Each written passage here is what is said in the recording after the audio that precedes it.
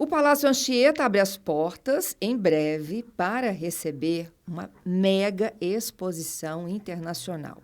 O Mestre da Luz e da Sombra são 69 gravuras originais de Rembrandt. Gente, essa exposição, ela marca, sem dúvida alguma, o retorno do Espírito Santo a esse cenário artístico internacional. Mas quem, claro, que vai contar todos esses detalhes para a gente é o diretor artístico dessa exposição, Marcelo Lages, que está conosco aqui nesta manhã do nosso CBN Vitória. Ei, Marcelo, bom dia, seja bem-vindo. Um bom dia a todos os ouvintes da CBN Vitória. É um prazer estar com vocês aqui, falando um pouquinho sobre esse mestre da luz e da sombra, Rembrandt. Marcelo, me conta um pouco dessa logística, né? Como é trazer esta mega exposição que está passeando o Brasil para o Espírito Santo, a escolha do lugar, né? E depois a gente fala do que as pessoas vão poder conferir lá pessoalmente. Sim, essa exposição, ela marca, né, esse circuito de grandes exposições e grandes obras internacionais aqui no Brasil. E a logística sempre é um pouco complicada e com muita atenção, porque essas obras são recolhidas na Europa, e depois elas vêm com todo um processo de logística para chegar até o Brasil.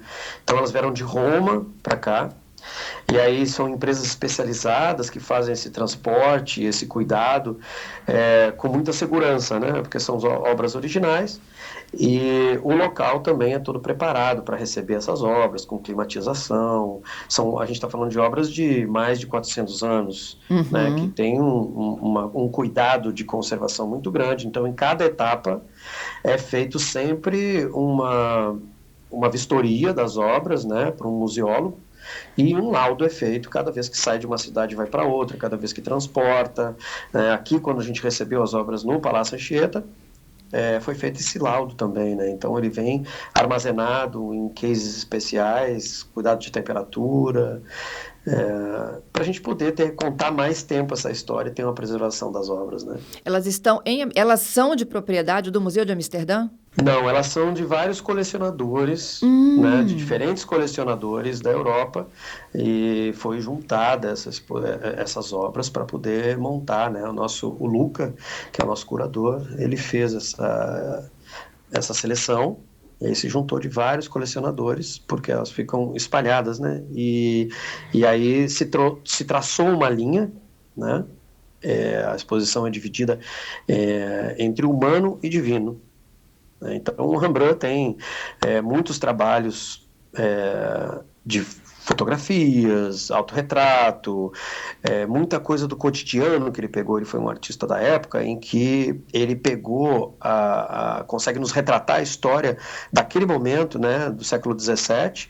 Ele consegue retratar essa história também, não só pintando grandes nobres, como era o costume da época, né, quem tinha recursos para pagar essas pinturas ou essas gravuras, mas Rembrandt retratou também mendigos, pessoas comuns do cotidiano, e isso é muito interessante na obra dele, né? Sem falar os autorretratos, foram 90 e tantos autorretratos que ele fez, e de uma forma honesta, né? Ele faz os autorretratos sem vaidade nenhuma, né? Ele traçava exatamente o que ele estava vendo da figura dele, então a gente consegue acompanhar a vida toda do Rembrandt através dos autorretratos dele. Cada parte da fisionomia de uma história pessoal também muito conturbada, né? E ele sempre trouxe para as obras essa verdade dele, né? Então, muito realismo sempre nas obras dele.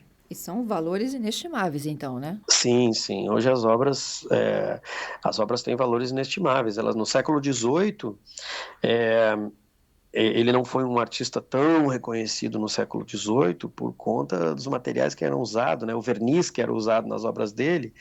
E aí esse verniz envelhece e apaga a pincelada e apaga a qualidade que ele tem nas obras. Depois que começou, quase 100 anos depois que começaram a descascar esse verniz, que apareceu a genialidade de Rembrandt, né? Ele morreu pobre, né? Assim como Ele os morreu grandes pobre, pintores da como época, né? como os grandes pintores. Ele não era um bom gestor dos seus recursos, né? Ele teve uma fase bem próspera em que ele foi casado com a Saskia, né? Que é uma figura muito importante na vida dele, que ela foi filha do prefeito de Amsterdã, então eles tinham posses e ele acabou perdendo tudo, né? Por conta dos exageros e também da má administração, mau investimento também. Ele perdeu a Saskia muito nova, né? Eles também perderam 3 filhos.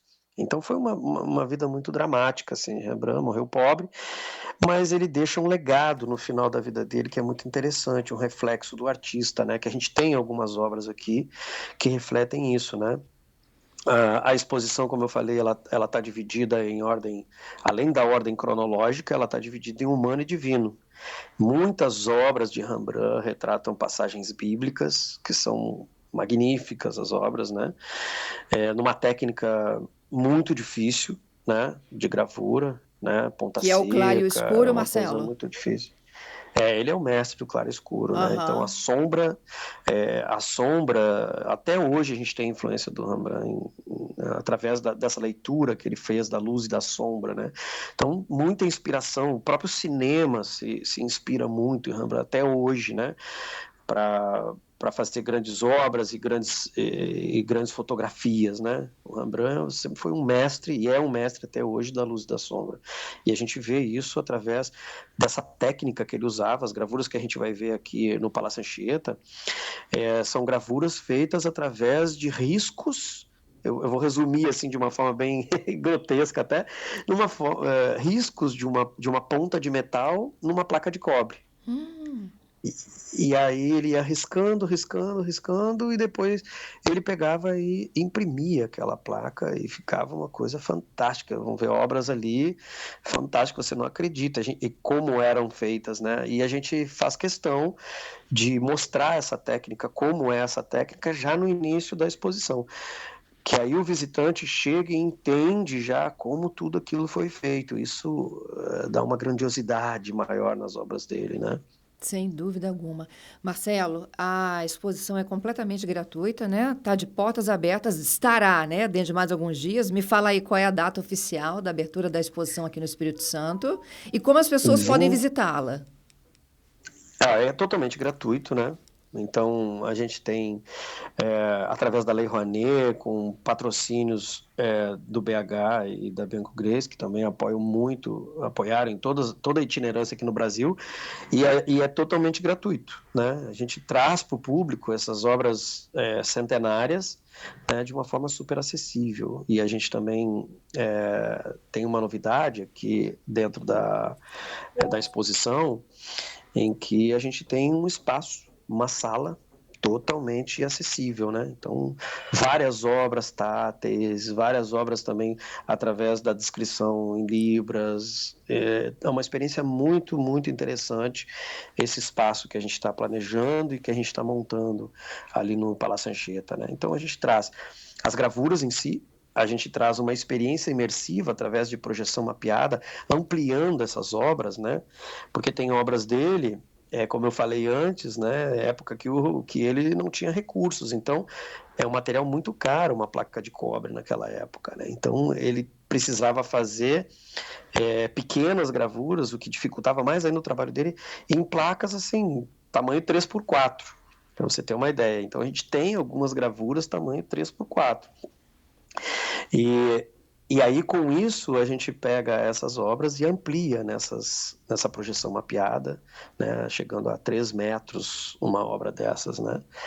E é uma imersão interessantíssima, assim, porque você vê o detalhe da obra, e Rembrandt conseguia nos surpreender sempre, porque no meio da sombra, no efeito da luz, ele também colocava elementos ali, né? Tem uma obra muito famosa dele que está aqui, que é a Descida da Cruz, em que ele retrata, né, esse momento que Cristo é retirado da cruz.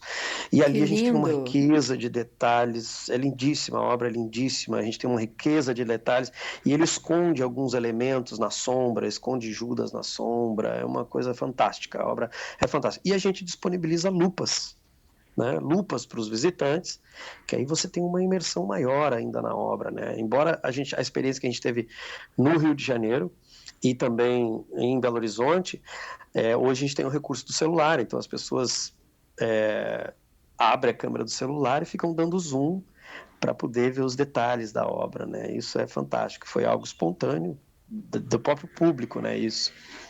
A gente teve um número gigantesco de público no Rio de Janeiro, com filas, em Belo Horizonte também. A gente chegou a ter um público de 2.000 pessoas num dia na exposição. É uma logística bem complicada, assim, porque você tem espaços que cabem 200, 300 pessoas, e você tem um fluxo enorme desses, né? Então é aquela coisa, vai, dá uma passadinha, olha, e depois já tem que dar lugar para outro. Mas aqui a exposição fica bastante tempo, a gente fica até 12 de abril, com a exposição E a partir aberta de no 26 de Palácio fevereiro, Anchieta. né? 26 de fevereiro. 26 Isso, de 26 fevereiro até de 12 de fevereiro. abril. Até 12 de abril. Aham. Ele vem trazer aqui para o Espírito Santo, né? Traz isso para o Espírito Santo, esse circuito de grandes exposições internacionais, né? Que voltam ao Espírito Santo, que traz toda essa leitura de Rembrandt. Essa exposição rodou a Europa toda, né? A última foi em Madrid, então ela vem de Madrid, passa por Roma e vem para o Espírito Santo, e daqui ela viaja ainda, ela continua a sua itinerância, né? Mas no Brasil a gente está fazendo, por enquanto, esses 3 estados, com perspectiva de ampliação. Muito bom. Marcelo, para finalizar, você sabe me dizer os horários em que o público poderá fazer a visitação? Finais de semana também?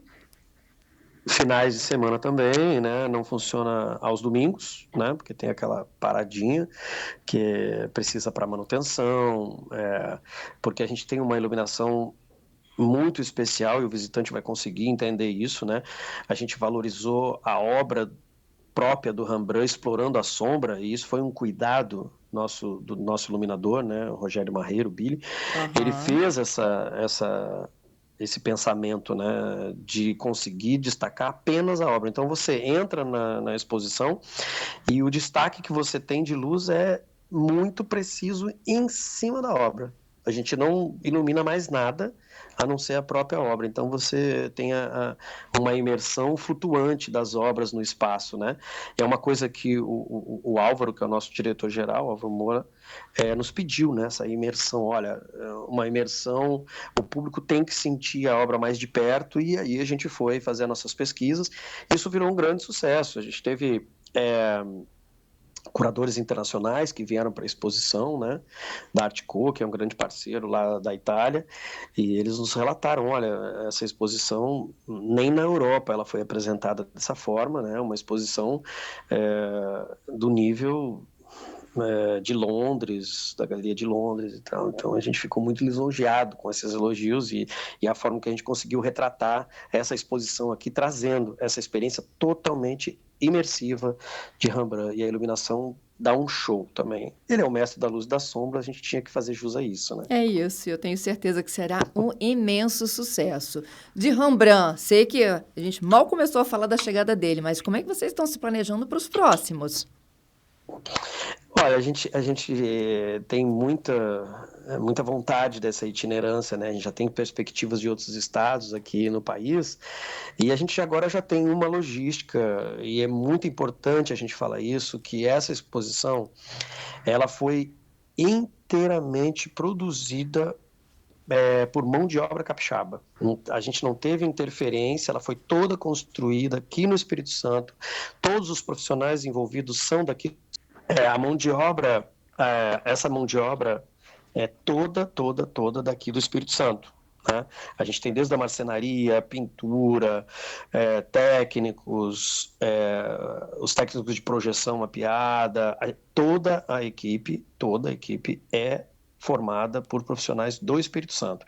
E a gente tira daqui o profissional, leva para o Rio, leva para Belo Horizonte e leva para as itinerâncias. E eu acho que o sucesso dessa exposição está nisso, sabe? Uma equipe coesa, uma equipe com muita capacidade. Então é o Espírito Santo mostrando a qualidade no Brasil, né? Mostrando essa qualidade de grandes exposições, os profissionais daqui com capacidade de ir para uma grande capital cultural, que é o Rio de Janeiro, e ser esse sucesso que foi lá, né? Então, é um orgulho para nós dizer isso, que a equipe é inteiramente capixaba. Um motivo de muito orgulho para nós. Excelente. Marcelo, olha, eu já estou aqui me preparando com roupa para vestir para ir para essa inauguração, viu? Que bom, né, fica esse convite aqui para o público da CBN para visitar essa exposição, que é uma oportunidade ímpar. Essa exposição é uma exposição muito rara, né? Então ela faz uma itinerância mundial. É a primeira vez que essa exposição vem aqui para o Brasil e assim, olha quantos séculos levou para essa exposição vir aqui, uns 400 anos, né? Então, convido todo o público a aproveitar essa oportunidade de ver Rembrandt de pertinho e toda a genialidade desse mestre da luz e da sombra que traz essa influência toda na arte e que traz esse ensinamento todo de beleza, né? Então, convido todos para ver uma exposição de muita qualidade, a gente pode falar isso com muita tranquilidade, porque o próprio público que foi já pontuou como uma exposição de grande qualidade, a crítica, a imprensa. Então, está aqui no Espírito Santo, é nosso, é uma produção capixaba, e agora a gente traz para casa para brindar todo o público do Espírito Santo. Excelente. O mestre da luz e da sombra chegando então ao Palácio Anchieta. Eu queria agradecer a sua participação, Marcelo Lages, que é diretor artístico desta exposição, conversando conosco aqui no CBN Vitória. Sucesso, viu? Sucesso para nós. Muito obrigado, viu? Um abraço a todos. Um abraço para você. Até uma próxima. Até.